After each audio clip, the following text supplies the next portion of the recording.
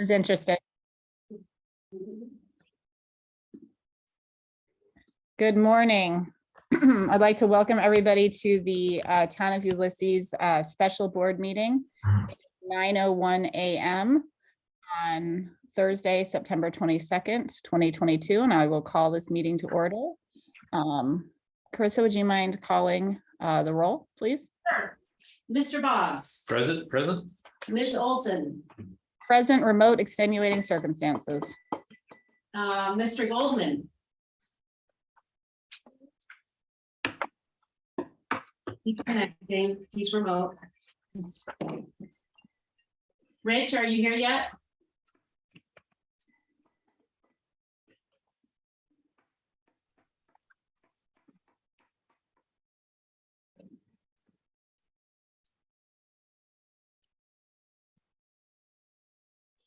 While we're waiting for Rich to confirm his attendance, the items that we are intending to cover today is doing a line by line or overview, as the case may be, of the tentative draft B fund and sub budgets of the B fund. And we're also going to look at the court budget as proposed for the tentative 2023 budget. So we currently do not have a quorum, but there's no intention today to take action either way. So we'll just keep on recording and see if Rich can rejoin. So, Michelle, let me pass it over to you. Caitlin, did you want to approve the agenda? I can't. We don't have a vote. Oh, that's right. So All right. if Rich comes back, we will, but this is not an official meeting until he's here. So, but the public's now at least aware of what we were intending to cover, and we will talk about it one way or the other. Here he comes. Maybe he's coming on now. Hey, Rich, can you hear us? He's muted. Can you unmute Rich? Let's see. Yeah, I can hear you now. Okay, so we will consider you present for the purposes of the quorum. And the agenda today is to review B fund, particularly related to codes and to courts. Michelle, which fund is the courts in? I forget off the top of my head. I don't have that open right now yet. No, it's just a small portion of the A fund is left here. Okay, A fund. And is there anything else that we're covering? Any other fund that we're covering this morning other than those two? No, the way that these budget meetings have been working is that different fund topics do pop up throughout the meeting. So, yeah. Okay, so we are taking, there's no intention to take any official action today. Just a conversation, so. Was there a motion to approve the agenda? Motion to approve. Rich, I'm sorry, you cut out. We didn't understand what you said. Second. Okay, all those in favor? Michelle, can you raise your volume a little? Can you hear me, Rich? Yeah, Okay, because I've got I a can hear you. microphone right here. Is it just Michelle that's quiet? Yeah, Michelle's a little quiet. How's this, Rich? Testing a new microphone position. Not great. Chris, this is off. I'm in my, yeah, it's a little more volume. But I'll make it out. Go ahead. Okay. I'll try to yell. Yeah, maybe. I mean, I do have a sort of a deep voice, so hopefully it carries a little, all right. All right, so I'm gonna do a screen share of the B fund. Mark is here with us, so I think we should concentrate on the lines that have to do with him, and we're gonna have plenty of time today to circle back and discuss the lines that he doesn't have much interaction with. So that's my suggestion for right now, that we focus on those. So I think probably it makes sense to just start with the whole sector of his budget, which is the public safety enforcement officer, the 3620.1. It's the gray line 8 on the documents that you received this morning. I'd like to apologize that those did not come until this morning. So the first one's straightforward. Per the board retreat, we are including a 4% staff increase for salaries across the board. So that's what that one represents. And that next one down, is for our fire inspector, the deputy enforcement officer, once again, a 4% increase with the ongoing assumption that he's working about 5 hours a week. Which I think, you know, I think there's some weeks that he works 5 hours. Mark, do you want to speak a little bit about what his hourly or his weekly workload looks like? His workload depends on inspections, obviously. When he schedules an inspection, sometimes it doesn't happen until the next week. So he may have 10 hours one week, but 1 or 2 the next week. So it's not, he tries to keep it at that 5, but obviously when you're scheduling inspections, you can only do inspections when you can get in. So some weeks he has a little more hours, the other weeks he has less hours. So it's given, Average. yeah, it's the average that he works. All righty. Any questions there? All right, so we're gonna move on to the enforcement officer EQ line.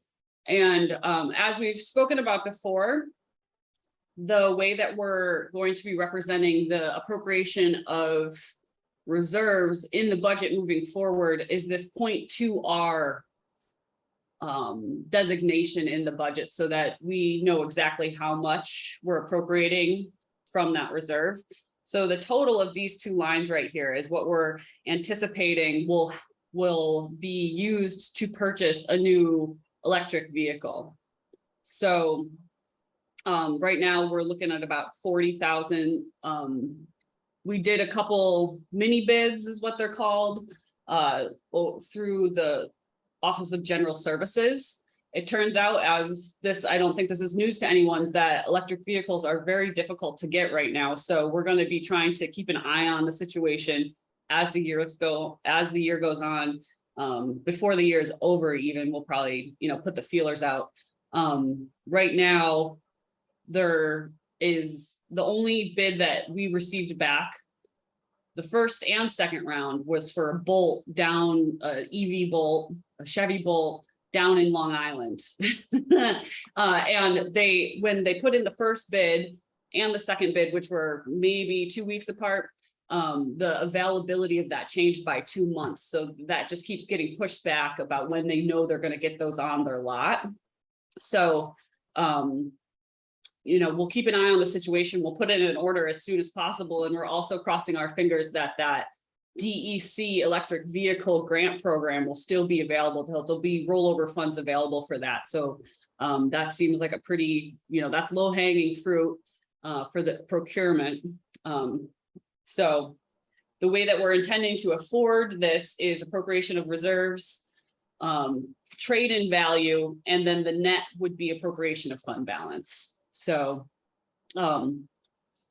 I can go into that a little bit more if people want to see the exact numbers, but it'll work. It will flush itself out once we go into the revenue side of this budget.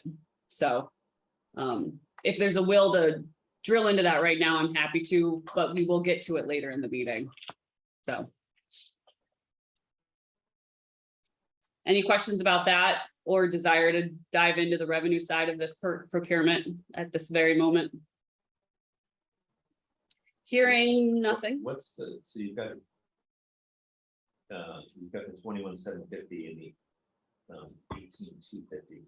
Okay, so we're gonna talk about the revenue side. I'm gonna scroll down for those who are following along on the screen here.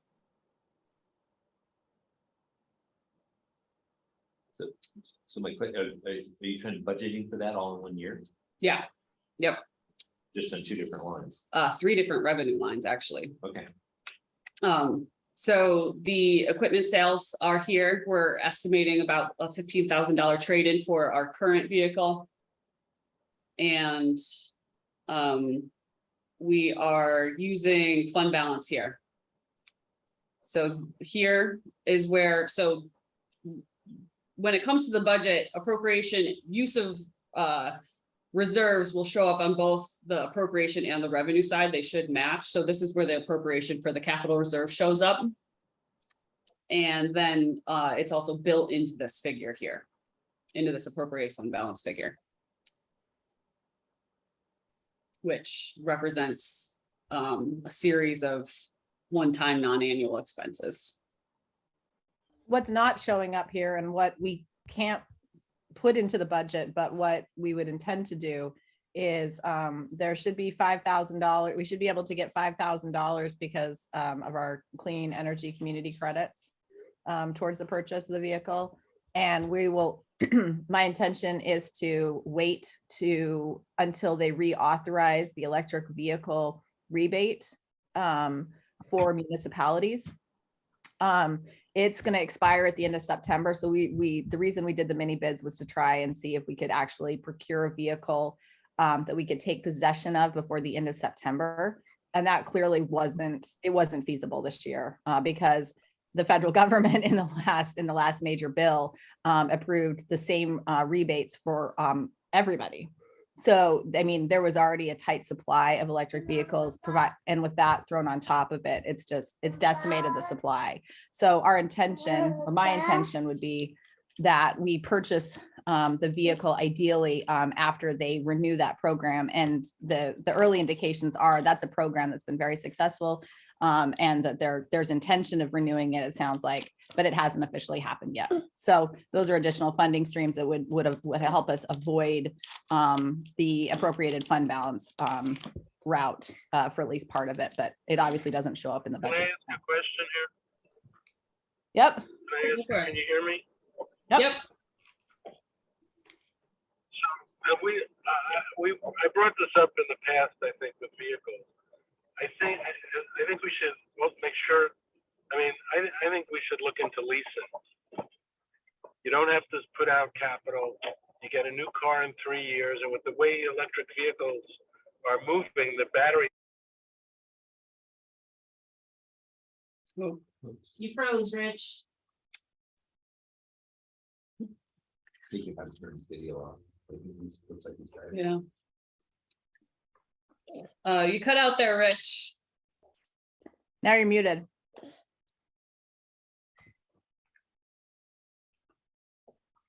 We have time on, so, Yeah, we're not going to purchase this vehicle anytime soon. right. So we- Can you hear me now? Yeah. Yep. Hello? All right. So I just wanted to put in that we should look at, instead of purchasing and using our capital, why not lease for 3 years? You put out a little bit of money. Battery technology is changing so rapidly. Why stick us with a longer term car when the technology is just evolving so quickly? I would look into leasing. Yeah, it's a good point. Two things. One is that the program that Caitlin was just referring to, you have to purchase it outright. So that's just one small piece of consideration there. And then also I'm realizing that there is some money in the A fund that is in the assigned funds. I think it's $5,000 that was meant to put towards this electric vehicle. Rich, what we can do is take your question to the finance committee. We can do some very simple modeling about this. In the past, what we've looked at when we've considered leasing is that because we, as a municipality, get pretty good deals for the vehicles, and in most conditions they're pretty lightly used and we have a turnaround time. There's actually it makes sense to invest in the asset and then resell it if we're on the right cycle for it. But I think your question is, we should refresh that, taking a look at that on a regular basis. So And my question isn't just about the saving the capital, it's about being current on the technologies. right, yeah, no, it's a super valid point, considering your point about the batteries is that one of the reasons why bolts aren't available, at least locally, is because the batteries were catching on fire and had a recall. So they're in this huge recall cycle for Bolt batteries. So it's an excellent point, and we can do, like I said, some simple modeling to take a look at lease versus purchasing. Okay. At this point, this budget is not committing us to either purchase or lease. I mean, there's built-in flexibility into this. And like I said, it's not like it's not like we have any capacity to run out and purchase a new vehicle anyway. Alrighty. So we're gonna scoot back up unless there's any other thoughts about this that we'd like to dive into. So we're to the enforcement officer CE line. Once I'll just state that Mark's budget is incredibly modest. And is efficient use of public funds for sure. Here's what this line consists of. There aren't any major changes from last year, except for that that it's gone down pretty drastically because with the cybersecurity and IT strategic plan development that we're anticipating we're tackling in the next few months, we're going to wait to, for the past 2 years, software has been included in this line. And knowing that we have a pending professional to come help assess software, a good fit for our software needs, we're gonna sit on that, which just as a reminder, for the past 2 years, we've put that software in the budget, but it's been completely offset from B fund capital reserves. So it hasn't affected, having that in the budget has been a net effect on the overall, the sales tax that we use in this fund and subsequently the tax levy that we have in other funds. So I just want to point that out.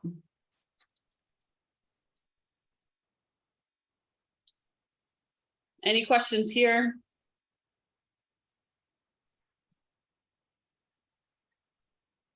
Mark, is there anything that you have about any of these things that we've been discussing so far that you want to chime in on? Any thoughts? No, it's pretty much a stable budget as much, there's not much to say about it. Well, where it might get a little more interesting, you might have a little more to say about the revenue side, perhaps. So if you're interested in talking about that, that's in the documents that were sent this morning. We're talking about 51 and 52. These are the two revenue lines associated with Mark's position in Mark's office. So What are you saying, 51, 52? yeah, so those are the gray lines to the left. Oh, I see, yeah. Okay, where does remember you have money in there for an administrator, where is that, under the planner or here? Yes, yep. Which we can, Mark, you're welcome to stay for the entire, if you have the time, it'd be great. So we'll get to that in a little bit here. So on the revenue side of it, the building permits and other permits,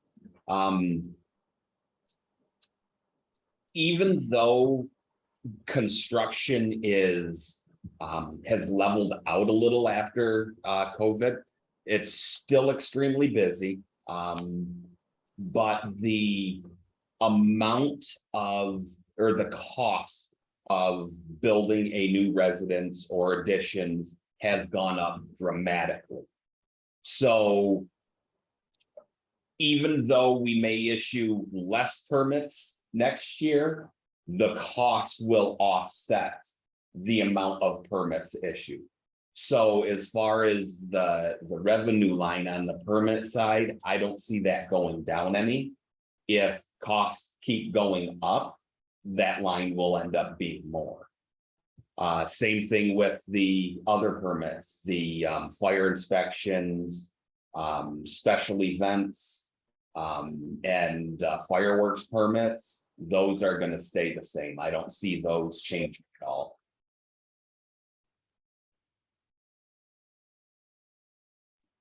For the meeting record, I'd like to note that Rich Goldman just dropped off the call and Roxanne Marino has rejoined or has joined, and it looks maybe Rich is coming back now.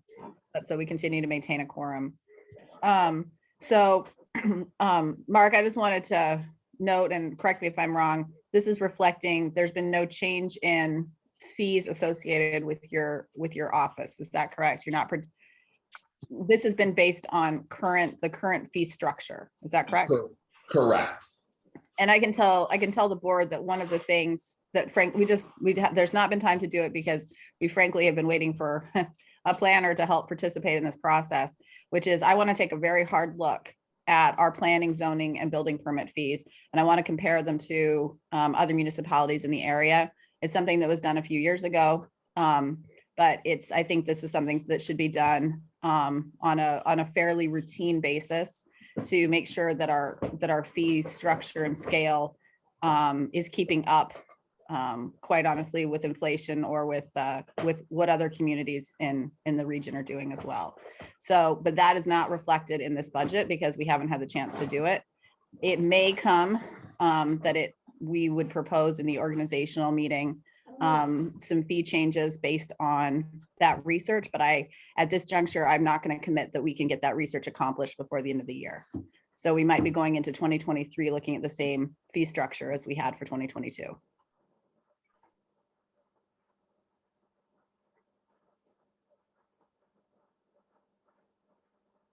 Do you guys see any of them that are egregiously low or need to be adjusted? I mean, Michael, I can tell you that I personally have not gone through to do any form of comparison, but that's the routine updating work that, we should be looking at. Because what I don't want to do is I don't want to discover that we've avoided doing it for so long that we are way out of step on something and then jack the price in a single year. I think that's a disservice to the public. But I can't tell you at this point that there's something significantly out of whack. I'd be delighted to discover I that. think we did it. I Yes, think we did this two or 3 years ago. Exactly. And that's why I think it needs to be done again. I think that we should be looking at this every few years. It's time to come back and re-examine them.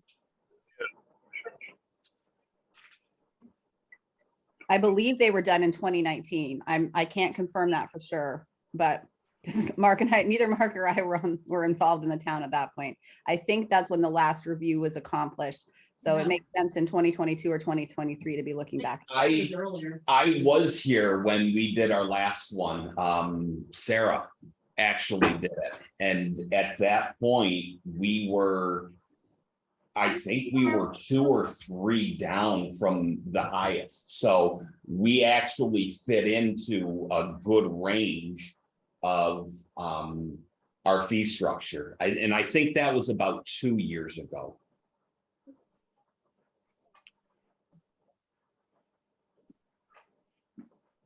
Thanks, Mark. COVID, so that'd be- Yeah.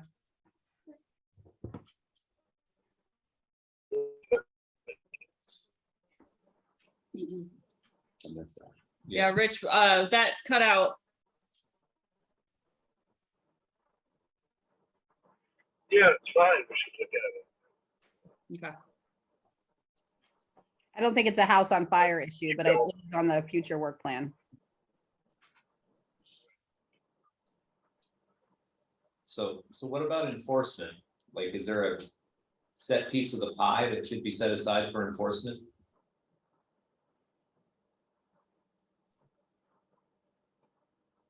So, Caitlin, did you hear that question? I mean, zoning enforcement. I mean, Mark's time, or the building or the code enforcement officer's time is already includes a component of enforcement. And that's just built into the natural structure, as is the planning and zoning officer. It's built into their time as part of a salaried position. And talking about the skeleton crew that we've been running on the past few years, the conversation has turned to including administrative support in the B fund in order to take off the load for, having enforcement officers doing administrative work, for instance, trying to find a way to find office support so there's more time for enforcement. Yeah, I just want to make sure there's a set piece of time set aside for it so that when new building permits come in, they always, what gets pushed back is the time for enforcement. Yeah, that becomes within an internal management issue. And frankly, there are times in the schedule where the building permits really should be emphasized because the building that we have a limited construction season in Ulysses for a lot of the work that's actually, being undertaken. And so I think it varies. I wouldn't want to put a strict rule in place of saying, well, you only have 15 hours a week to do this, and then you have 5 hours a week to do this. It's a balancing, and frankly, come back to me on that next budget round. And the reason I say that is because Mark has been doing yeoman's work. He has been doing an incredible amount of work with minimal amount of support. And so we are tackling, as a town, we are tackling some pretty huge issues right now in terms of enforcement. And so I give Mark every credit for doing an excellent job in enforcement. So it's certainly not a situation where he's only dealing with building permits. I'm sure, frankly, I would love if he was only having to deal with building permits. But the town has been handling zoning enforcement on a scale that has not been seen in my duration of the time with the town. So I'm personally very proud of the work that the department has done. Yeah, I'm not dragging anybody through the mud. All Liv is asking is, we try to make that that's something that stays on the plate, because I realize there's a lot of changes coming. So, with the administrative support software, that it just remains one of our priorities is all. Yeah, and I think it's dotted through the fund lines that you'll see that's being maintained as a priority, including, the attorney line there. Do we need to bump up the attorney line? 'Cause I'm totally frustrated about Brook Road. It's been 9 years. Nothing is happening. So I want to make that a priority. Whatever funds we need to do it, I think we need to do it. It's complete. It's got to be dealt with. I think if we're going to go and talking about specific properties, we need to be doing it in executive session related to what the line item you're referring to, Rich. So I don't think. So I can tell you that for legal, Michelle, do you want to go to the section where we're dealing with legal fees associated with the B fund? Yep. It's line 3, 1420.4. I'm sorry, can you put it on the screen for me, or am I not seeing it? Oh Oh yeah, never mind. I'm sorry. I see it right now. I will zoom in. Thank you. So when we were doing the modeling or the budget projections for 2023, we were doing it based on conversations that the board has had related to activities planned for 2023 and the associated legal implications thereof. So that has been built into the A and B fund. And I just want to note that it is informed by what we understand to be the process, and knowing that how the timeline of each process and each step, that this seemed like the appropriate amount, given that there might not be activity until the following year related to the processes that happen next year. And Caitlin knows more about that, but that's my understanding of we developed this line together, and that was my understanding, is that Caitlin had a good idea of how the processes work and when we would need money for it. Well, and frankly, this was coming out of an executive session discussion where the board made some prioritizations as was appropriate with attorney-client privilege under open meetings to understand. That's where I gathered the information, and that's what's been fed into the budget.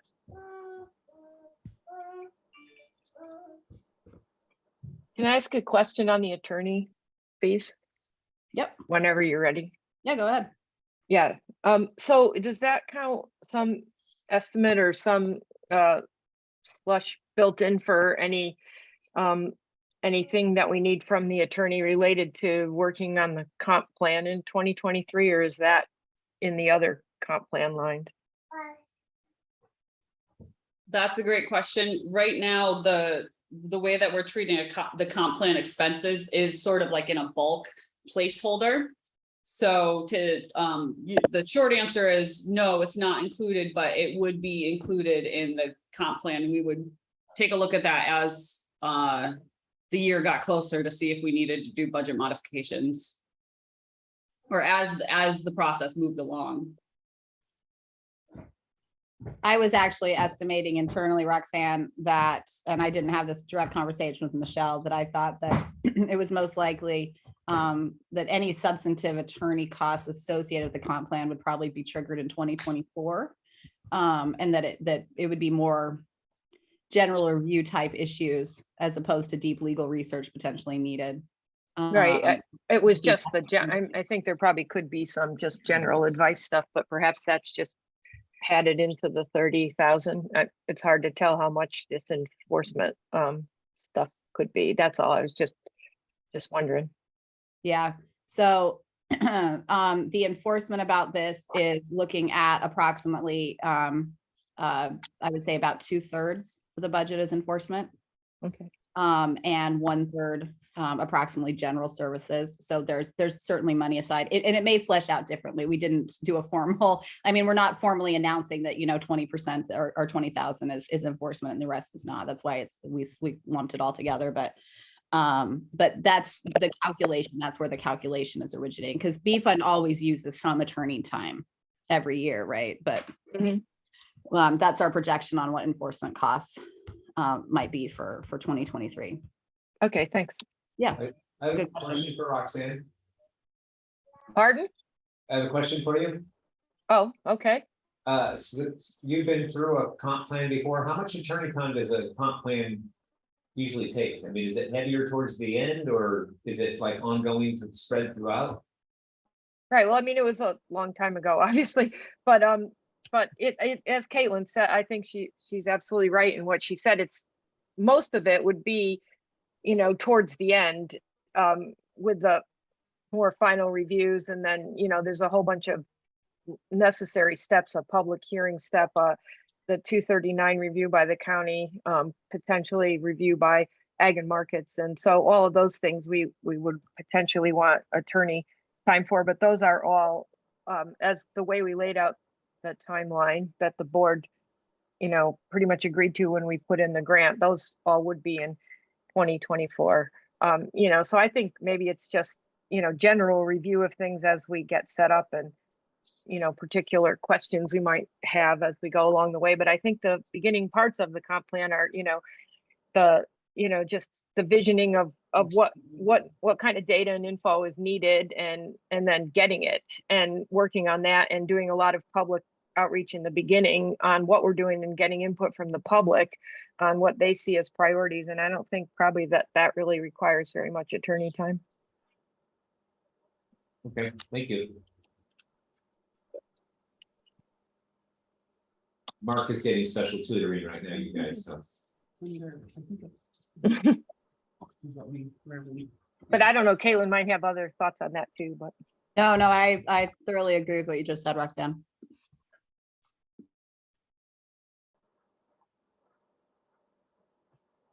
Alrighty, so is it okay to pop up to the top here and go line by line, or how do we want to do this? It's been a little different each time. It's up to, I'm leaving it up to the board. Let's pop up to the top and start chopping through it. Okay, I'm gonna zoom out There's a couple things that I want to demonstrate that need more columns. But I will point that out when we get there. So Caitlin, can you tee us off here about these two first lines? It's the project that we've been talking about undertaking for a couple budget meetings, and this is just connecting the dots about the work that needs to be done outside of the formally formed water districts. These are two lines associated with that work. Yeah, sure. I mean, I think a lot of the board has already been here for some of this conversation, so I don't want to be too repetitive. Is this, oh, this is related to Water District 1. I'm sorry. Yeah, so this is. I can't see your notes, which is the only reason. Sorry. It's Here, okay. I'm gonna hide these until we get to there's only one section where we need these columns, so I'm gonna hide them so we can see. Yeah. Okay, thank you. I appreciate it. We're proposing, as I covered when we reviewed the water district, when we did the water district line by line, when we appointed Scott Water supervisor through the end of 2022, we allocated 5 hours to him for a compensation related to that work. And the intention behind that had always been that we were going to use the balance of the year, because Scott was serving as our water operator in the absence of an employee, being down now a full employee, both between highway and water, that Scott was overseeing and actually doing a lot of the work associated with that. The intention was never to keep him at that hourly range moving forward, but was to use this time to actually assess between employees of what the water district actually needed in service. So in the process of doing that, we've determined that with the intention of hiring a water operator the beginning of 2023, which means Scott would cease being water operator, but he would, my intention is to still keep him as the water supervisor. The idea is that he would be paid 1 hour per week by Water District 1, or by Water District 3, I'm sorry, to supervise water. And then in reviewing existing issues that have been known for many, many years, related to Water District 1 in particular, but related to water related needs in the town, I'm proposing that we pay him for 1 additional hour per week out of the B fund. I've talked to the attorney about all of this. And it's appropriate to pay it out of the B fund. And the responsibilities that would entail from that 1 hour, and it might be some weeks he's doing 0 hours and other weeks he's doing 5. But we're projecting that on balance, it's about 52 hours of work for the year. That would give him time to participate as appropriate with the water source, the new water source committee, and the work that they're going to be doing to participate related to water, related to the comprehensive plan, and also to participate in ongoing conversations that keep cropping up in my email and on my voicemail about constituents in our community or who are having serious water issues and wondering what they can do about it. In some cases, it's, I live next door to an existing line, can I please tap in? In other cases, it's, obviously not going to be feasible to run public water there anytime, even likely in my future. But it's one of those things where we've identified that the town has need for more water participation, and carving it out of the B fund seemed like the appropriate place to do it based on the comptroller and the attorney review. So I'm proposing that there's that 1 hour coming out.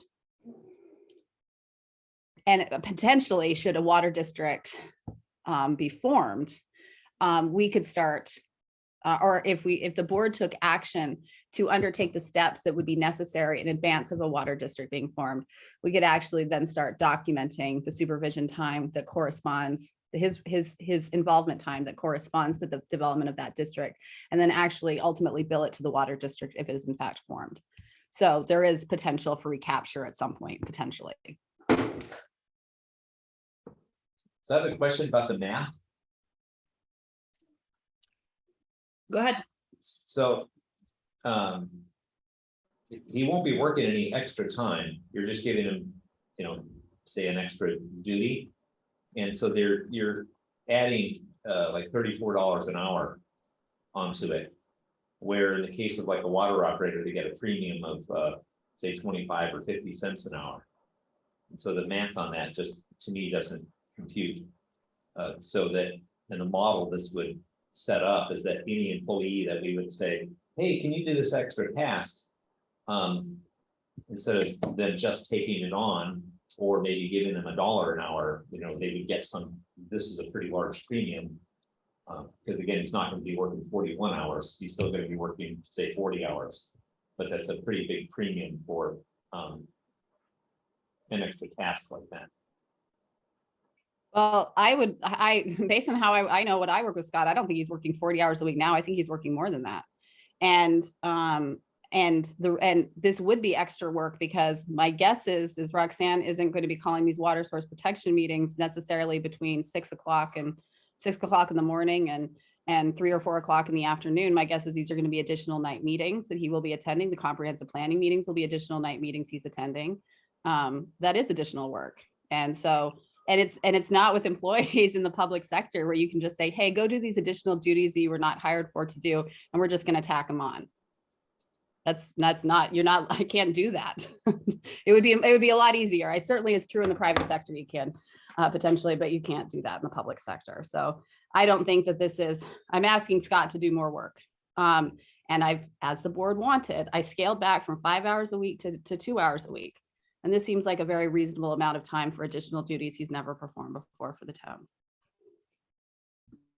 Okay, But that's no, what I said. it was my just the budget. math I was, and I questioned it before, from now to the end of the year. That's all I just wanted to point out.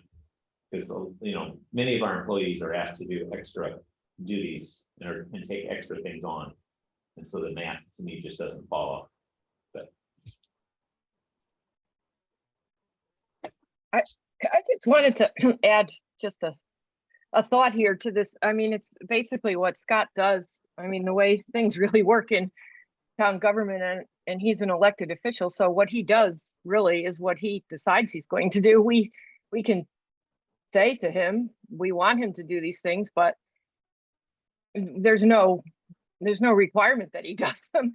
So I think we're trying to have a goodwill thing here and have him view that these things are, an important part of his job that are a contribution to the town.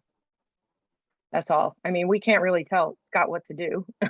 We could say, we'll pay you more and you have to do this, but he doesn't have to do it. He really doesn't have to do anything in reality. I mean, he does a lot, but I think we should just keep in mind an elected official versus an employee. And so we're hoping that he sees these things as an important part of his job. And I mean, I think Caitlin's trying to increase the compensation a bit for that. So I don't know, just another perspective.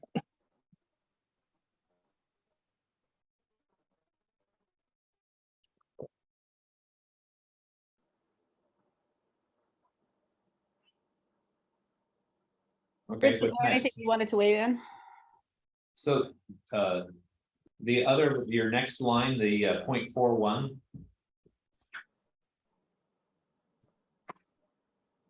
That seems like it's going to be pretty light if, listening to your ambitions.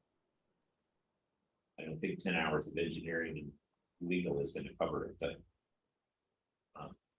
unless you start slow that next year, that could really balloon. Well, the general type work on legal at least I'm anticipating a lot of it will be absorbed into the general B fund. Because again, water districts take if a water district is actually going to be created, it's going to be a long process. And I think realistically, we wouldn't be going to residents until frankly, probably late next summer or early next fall to talk about whether or not creating a water district is appropriate for them. So what I see is happening is we need basically to gather as much information. I'm trying to save as much money as possible by doing as much of that labor myself in terms of and internalizing within the supervisor's office. Frankly, that's where me having our department having some more administrative support to kind of search through the minutes, to search through the records, both of our records and the village's records to understand how, you know, we got into the place that we are. I basically want to deliver all that material directly to the lawyer and then have have legal review over it of whether or not, you know, there are any issues other than what we anticipate. You know, we don't actually think, the perception is not that something illegal happened at any given point, but the idea is to have legal review on it. If we do, I also don't plan to spend a tremendous amount of time or money related to investigating this, because I don't want to put a burden on the town to investigate it. I think we're going to need to determine relatively quickly through that process of whether or not it's appropriate to then turn to the residents to say, do you want to put together a water district? This is what we're aware of right now. And this is what it might look like in the future should something happen. And at that point, if there is interest, then we would go through the different process of actually going through the rigmarole of establishing a district itself. And that could be pulled out of B fund items. I don't want to put, I guess my short, Michael, is in short, what I'm trying to say is I don't want to dedicate a tremendous amount of town B fund resources to something that turns out to be nothing, if that makes any sense. So I'm hoping that a lot of this will be involving conversations among existing staff and with legal review, but I also don't want to I don't want to do a lot of investigation in engineering costs, because that can get so incredibly expensive.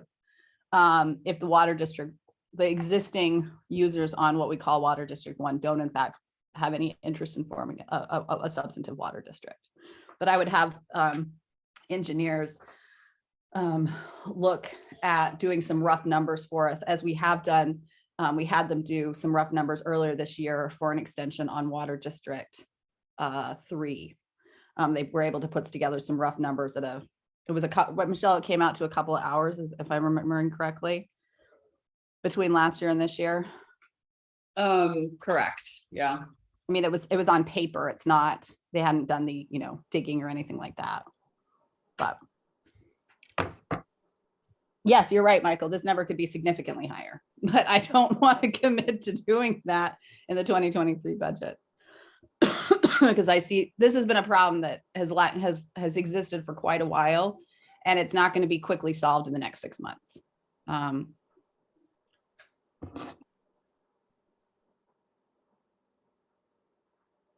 But if you're gonna give me more money, I wouldn't necessarily say no to it. So I think the amount that's there seems appropriate, and see how it goes, and it can be adjusted if we need to. part of the challenge is we're not quite sure what we're going to uncover when we start doing the work. And there was no time to do it before this budget draft was developed. So we're going to be taking a pivot internally to start looking at this after budget season is kind of wrapped up.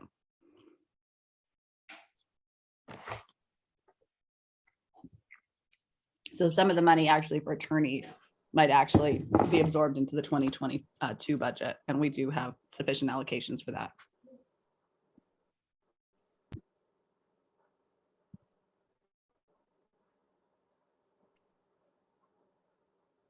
Everybody okay with moving on to the next line, which from what we've discussed, I think is the B 1440.4 engineering consulting CE line, which is represented on the sub budget on page 3 of the packet.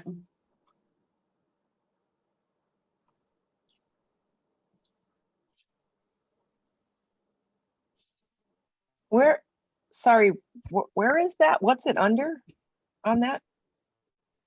So it's 1440.4. It's one with a sub, it's a line with a sub budget, which is on page 3 of the packet. Right, but where on page 3? I'm sorry, I'm just not. The very seeing top. that. Huh, okay. I don't know that I have that. Oh, wait. Where it's contingency? That's what's at the top of the page 3 sub budget. Oh, you know I'm looking what? at. That's my fault. Sorry, I didn't grab the correct one. You're testing us to make sure. No, I did it early this morning. So yes, sorry about that. This one is not in your packet apparently. But it is a sub budget. I'm gonna zoom in here. This Okay, one's thanks. highlighted yellow because this was one of those, in the draft tentative phase that we needed to circle back to and discuss. So right now, this number will change a little bit because we did get updated, well, we haven't actually gotten updated engineering hours yet, the dollar per hour, so. Or wait, no, we did, so I need to change this, so it'll go up just a little bit. They didn't change their engineering rate that much, so, or at all, I can't remember, I need to look, which is why. And what is that water study? Caitlin, do you wanna talk about this concept? Honestly, now I can't remember what the water. This was for, we were thinking it could be offset by ARPA funds, having to do with any engineering support needed for water studies. Right, but I don't remember us, I'm sorry, I don't remember the exact details related to which water study we were referring to. I think it was just having to do with whatever we're undertaking with the rural water. Yeah, project. I'm sorry. Yeah, Roxanne, this is money we set aside for your project. We didn't know if there was going to be anything triggered in 2023, so we were putting this in there, offset by ARPA, so then, we could always roll it over in the future, but we didn't know if in 2023 the rural water study work that you guys were doing would need any engineering assistance. So that's what we threw this in for, to support that committee. Oh, okay. I mean, it's our committee, it's not mine, but anyway, it's the town's. But I don't know that we would have engineering needs. I think that the tech consultant from Rural Water would do that, but there might be like mailing they say that they cover everything, but I think it's probably a good idea to have something in there, but I don't know if it would be an engineering or just part of contingency. I don't know. I guess it would be, yeah. I guess you could leave it anywhere, but I don't know that it'll be needed. We'll be finding out as soon as we can get find a time to have a kickoff meeting. We're working on it. Thank you. I'm sorry, Michelle, we talked about this so many weeks ago. Yeah, well, I there's completely forgot what we were talking about. lots of details and numbers in this budget, so it's hard to keep it all straight, for sure. Especially when weeks go by in between. Alrighty, so moving on to the contingency account here. What's included in that is, so we have a couple pending grants. And we've treated them in slightly different ways. This one is meant to be a starter for, we have $10,000 for general contingency in there. And I should say that at this point, I believe contingency is completely offset by fund balance. So $10,000 general contingency. And then the money for the comp plan update, if we're not awarded the DEC grant, this is sort of like a starting seed money for the comp plan update. If we're not awarded that grant. So, and then what you'll see in the tentative budget for this contingency account is what is modeled currently in the A fund, which is the 1990.41. Which is contingency associated with employee benefits. If there's a change in employee benefits needs, it would come out of this line. So there'll be a 1990.41 in the tentative budget that you'll get in the for next week's delivery of the tentative budget.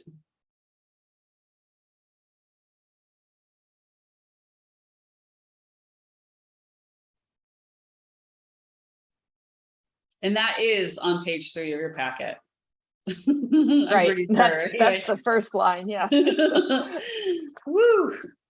Listen, Any guys, I questions? gotta go into another meeting. I'll try to get back on. All right, 'cause I gotta run. Thanks, Rich. Bye. So the health and dental, is that for the additional person?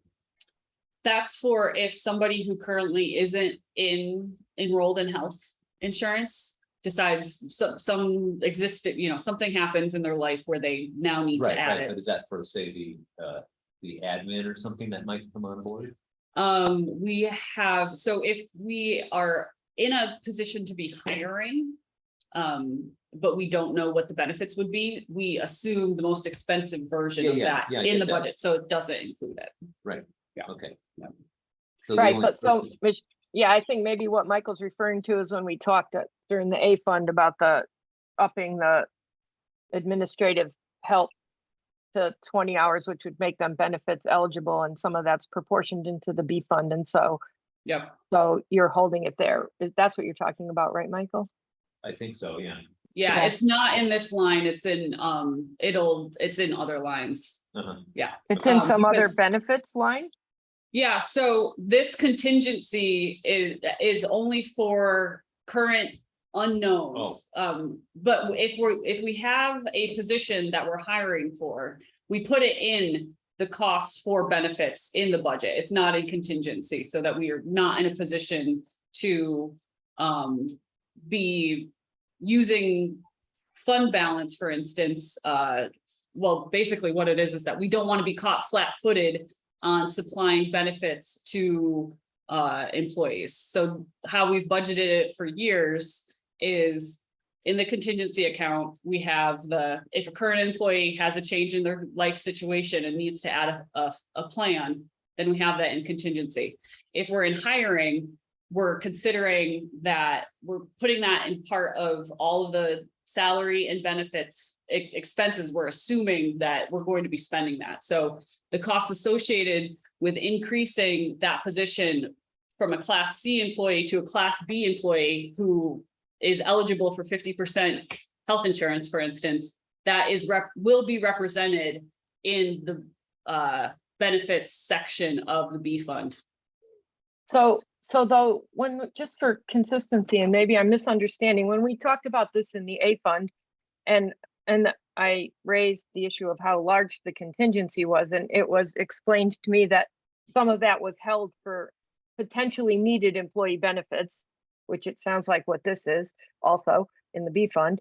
And then we decided to move that, you'd moved it into under employee benefits, you had a contingency, so that it was obvious that really Yep. was being held out for that amount. So it seems like for parallel consistency. And that what I money- said when we first started this was that I am going to be adding it to the tentative budget. So you'll see that in the tentative budget.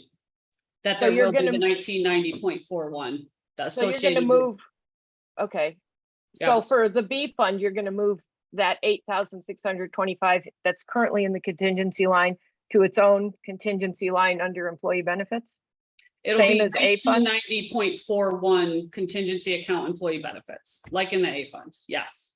Yeah, so it's gonna come out of the contingency here for the tentative. Correct. Okay, thanks.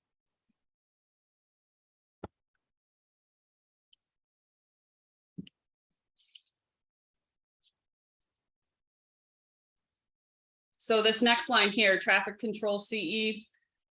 A small line, no changes unless Carissa, is there any changes that we need? We're gonna put in the same amount. No, so this is for when I assign a new address to a new property. We order a green sign that is compliant with emergency services. Yeah, so that's what this is.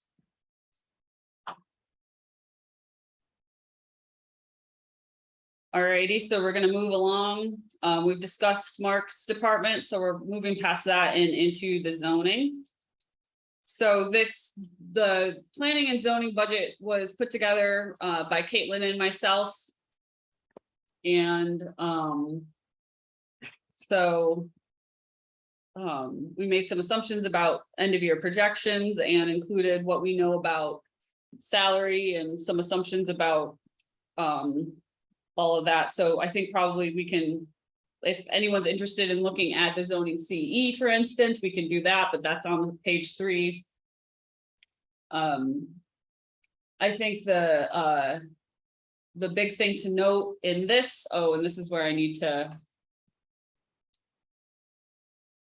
I need to zoom out and do some adjustments here.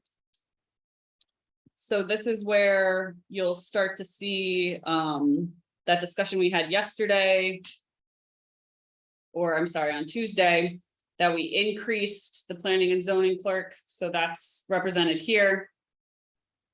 And the benefits, the increase in benefits is associated down in this section also.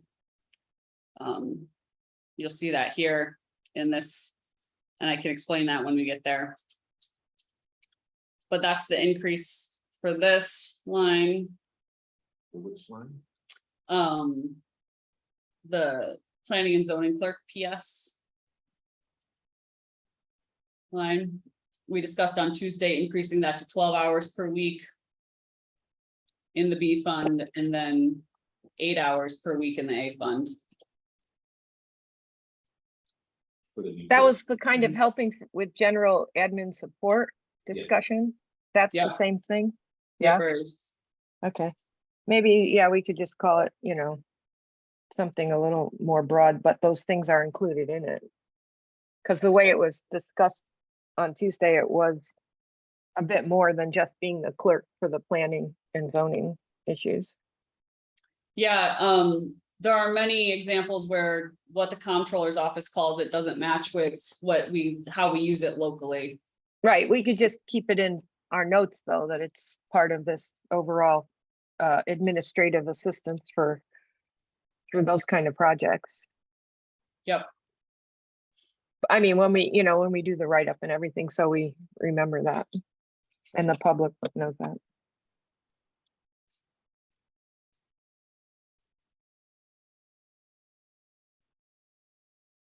Because it's also was going to be potentially for helping to take minutes on the source water protection plan work. If the board deems that important enough to have, really good minutes for, which at least I think it probably is, but.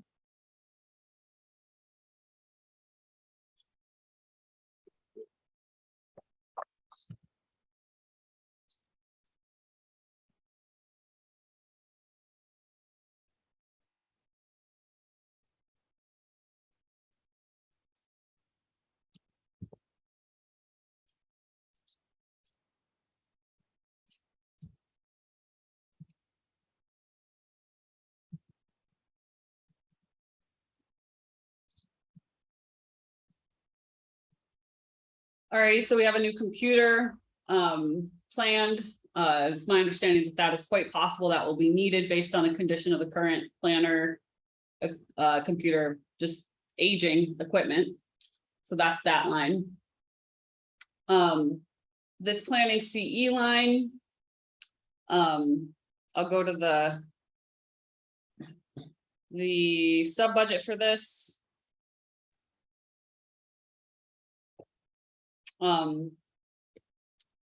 So this is where the costs associated with the comprehensive plan are.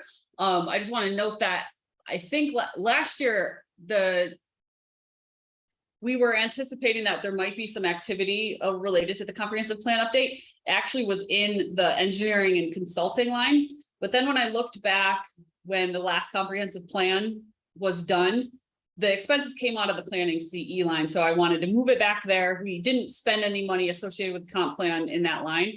And so even though they're 13, 14, 15 years apart, I want to make sure that we're consistently pulling them from the same line so that we're doing future town employees 10 years down the road a favor in consistency when they're doing another comp plan update.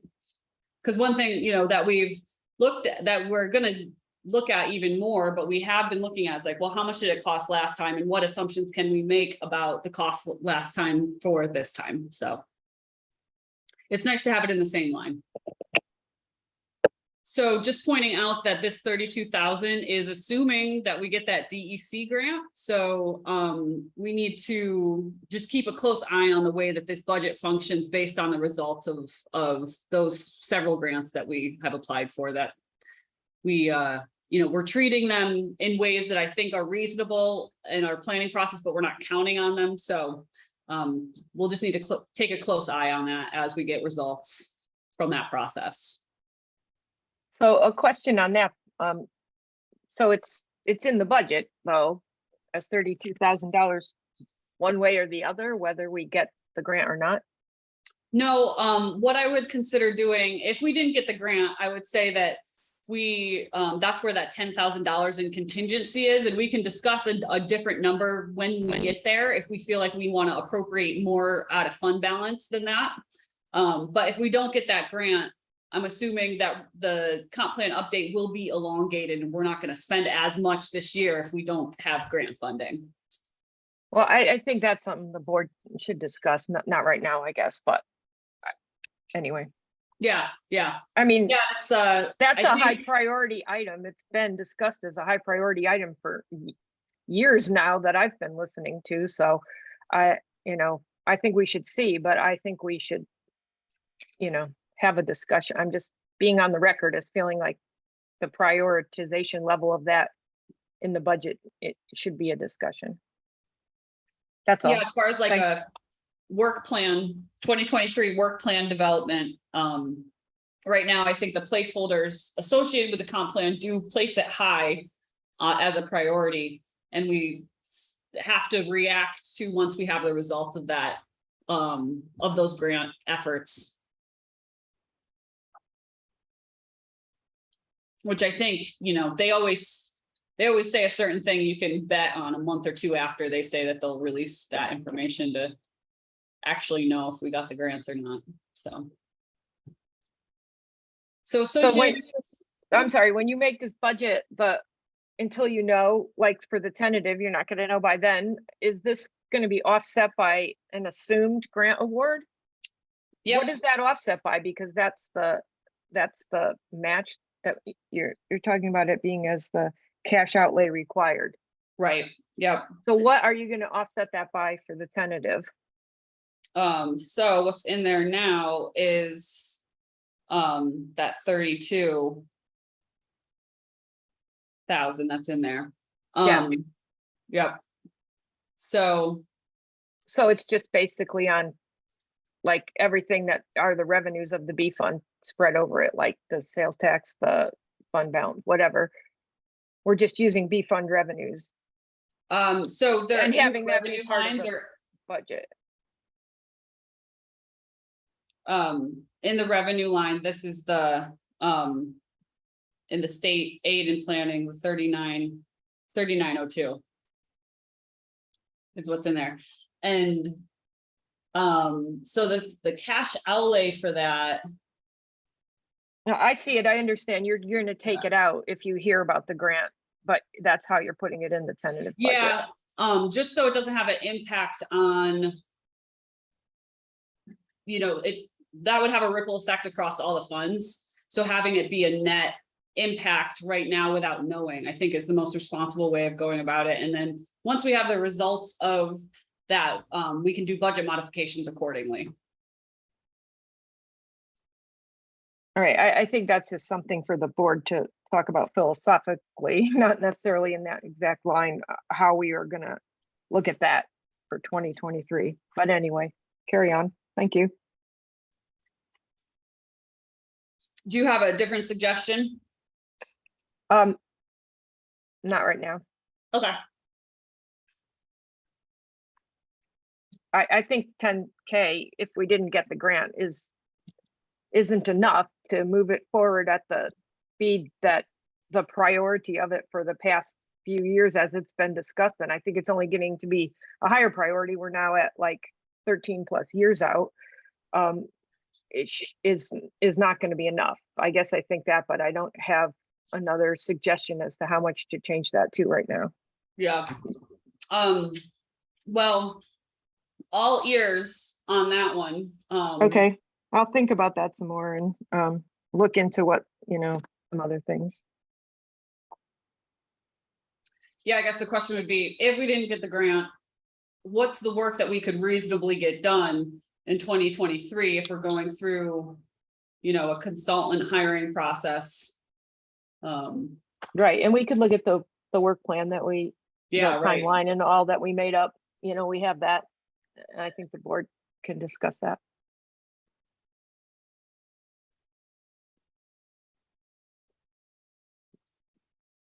Anyway, I can move on from that line for now. Thanks.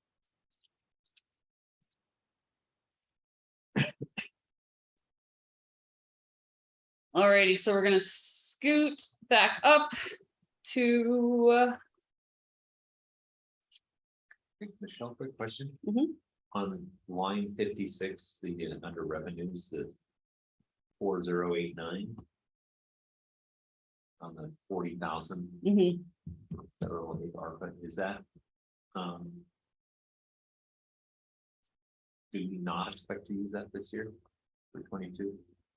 Yeah, that 40, when we were putting together the budget last year, we offset the cost of, you know, we had in the engineering consulting line, we were anticipating, using ARPA funds to offset the costs associated with a comp plan update. Mhm. It was a very ambitious work plan. With the assumption that we were fully staffed, so, but once again, because it was offset by ARPA funds, it didn't affect. Is there a separate, like a sub budget for ARPA funds where we think we want are putting them? So I know we've been discussing it, it's been kind of. Right, yep. Is such a thing exist? I know it's extra work, but I'm not. No, it does exist. I think it's, Caitlin, did you hear the question? You're muted. Sorry, would you reiterate that, please? I'm sorry. Is there a sub budget for ARPA funds? Because I know we've been talking about it and it's been a bit of a shell game, but. Where We we're. don't. Sorry, Right. so one of the intentions as part of this process was on Monday, or I'm sorry, on Tuesday, when we discussed the tentative, when the board looks at the tentative budget, is that we'll have a one pager on tentative breakdowns of ARPA funding as a result of that. Yeah, okay, thank you. So is it an official sub budget like this? No, but it's an independent document that kind of shows that same information. Right, I requested that as a discussion, so I'm glad to hear that it's going to be part of it. on Yeah, Tuesday. it was before your request came in, it was already. on the- Great. Well, it just made me think of it when we talked about the A fund. Is there's like some philosophical issues for the board to grapple with, I think. So if it's all right to skip down to the planning internship line, this is something that was in this budget, this year's budget, and we're putting it into next year's budget. Caitlin, do you want to speak to this a little bit, what your idea is here? Yeah, so Cornell has a matching program within the planning department for master's students.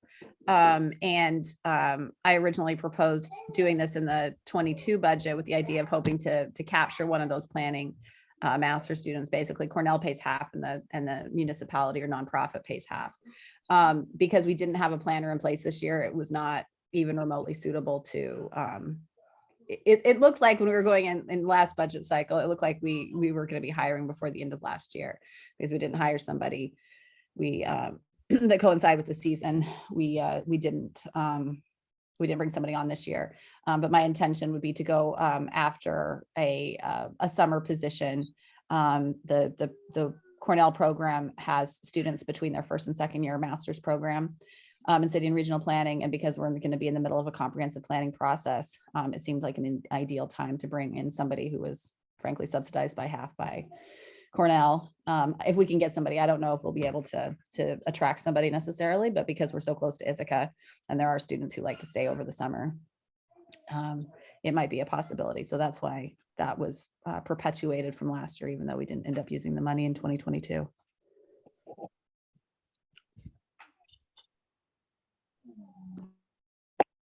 Alrighty, and the planner CE line, the reduction there,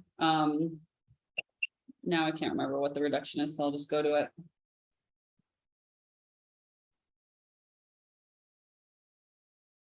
Oh, it was the software again, so, we have a modest budget in here that includes a little bit of increase in costs in professional subscriptions or certifications and training.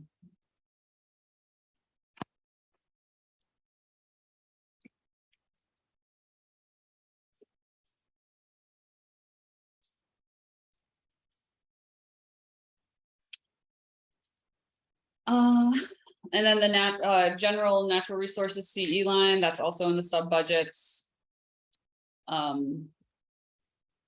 That's going up just a little bit based on the formula that the IO is using. We've got our stormwater coalition fee. And a couple other, just some token numbers for the committees if they need some money here and there.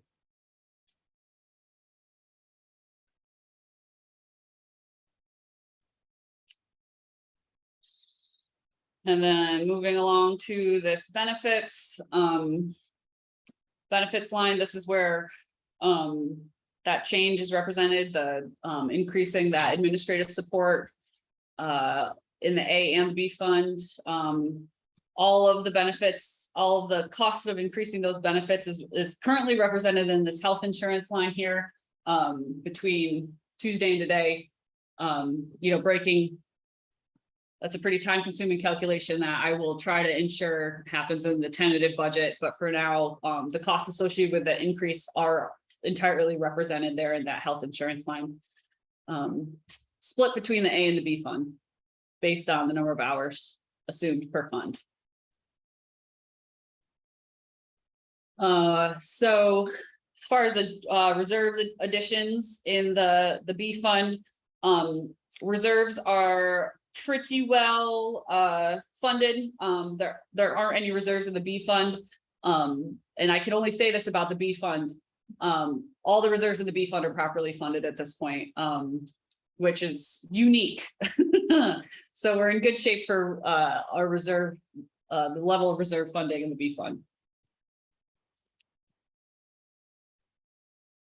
So moving on to the revenue section of this budget. For sales tax, once again, the way that sales tax has been figured, this number will change actually based on the finance committee meeting we had yesterday. After discussion with Mary and Rich, we decided that we were actually going to reduce sales tax estimations for 2023 slightly. The way that we had been approaching this was that we were going to be estimating our 2023 sales tax to equal our end of year estimate. And after some discussion yesterday, this is a moving target that we've been trying to stay informed about our economy, which is a huge mystery. It's never been acting the way it's been acting before. But inflation doesn't necessarily mean much for our sales tax because people will be buying less, but spending just as much. But anyway, long story short, we're going to be reducing our 2023 estimate by about 5%, which will have a cross fund effect. So you'll see that in the tentative budget. I haven't gotten a chance to really figure that out or really have that represented in this budget. So to cap off the concept, our end of year estimate for 2023 will be based on a formula that isn't that complicated, but has been approved by the finance committee. Our 2023 budgeted number will be 95% of our 2022 end of year estimate. So that's a change. And the way that the tentative budget was, or the draft tentative budget was put together is I used the historical fund distribution. So sales tax gets distributed across the A, B, DA, and DB fund. And there's historical proportions that has been distributed. So I just took the historical proportion average for the draft tentative. So those numbers are all going to move around once the balance gets budgeted or the budget gets balanced after all of these changes through these 4 meetings that we've had. So things will be looking a little different, but not a heck of a lot different. So we have some slight increases in the zoning and planning fees. And those figures are based on the 3-year averages that were provided to the board in that packet. We've already discussed, I'm just scrolling down to hit the highlights here. We've discussed the building permits and the other permits. We've spoken about that equipment sale there. You know, if we don't end up selling the Toyota, it's likely because there's something else going on. So that's just a heads up that number might end up, as we move through the year, we'll assess that revenue. But right now, that's not going to leave us short anywhere else in the budget, in the B fund budget, because it's offset by the expenditure up at top. So, as we already discussed, we are planning to appropriate that money out of the reserve if we do purchase an electric vehicle. So that's there, but it sounds like we've got more discussion to do there. The appropriated fund balance for this fund, I can try to zoom out and demonstrate what's going on with this, which is that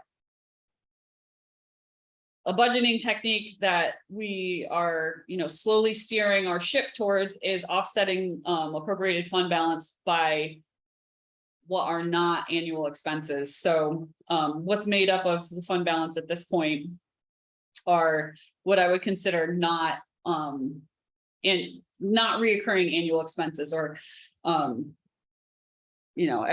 every couple whatever. So we've got the planning internship, the computer for the planner.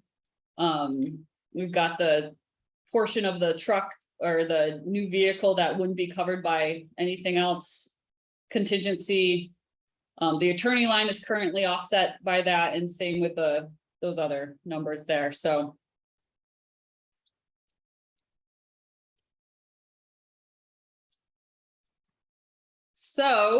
things will be looking different when you get the tentative budget draft. But that takes us to the end of this budget. So if there's any, we've got some time. Court will be up here at 11. So we can circle back to some numbers, take a break, leaving it up to everyone here. What is the will of the people?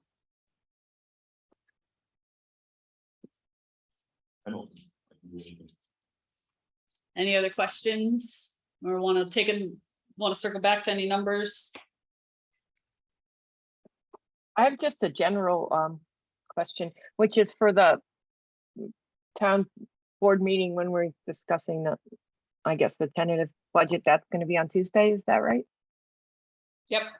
Okay, are you planning to have a summary of the reserve funds, like the current amount projected by the year end, and then how much is being proposed to spend in for each of them in the budget?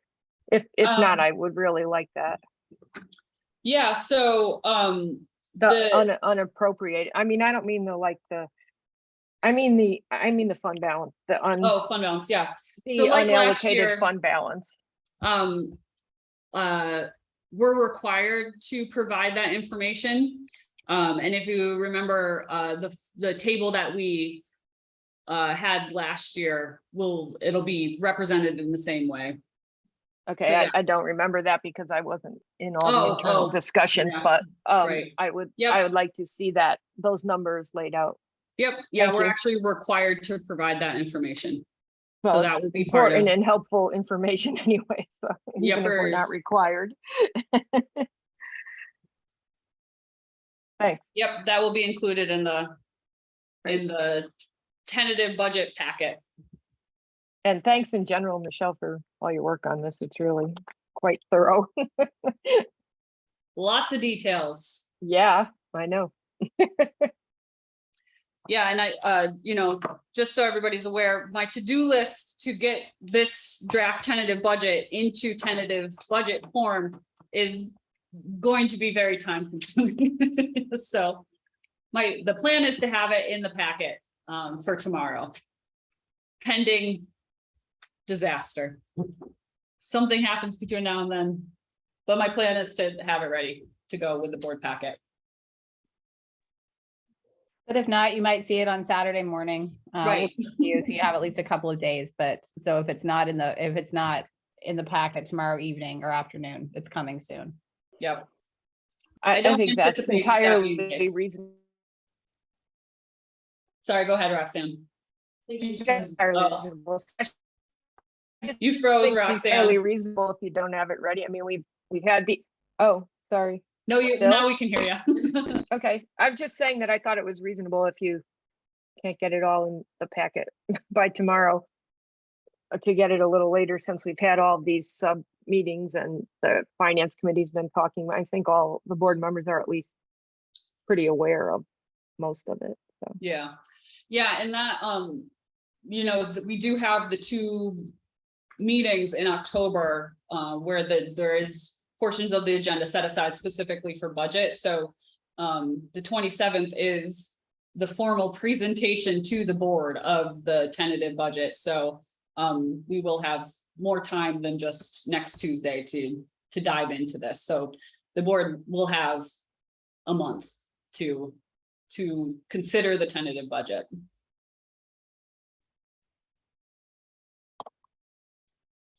Alrighty, so does it make sense to adjourn for a half an hour? And if we're gonna have a quorum at 11, I don't know, but the court will be a very short meeting. It's a very simple budget, but That all that's left. correct. Yep. But I do think it's a good practice for us to meet with each department about the budget, despite how simple their budget might be, so. There's always good anecdotal information that comes out of it, so.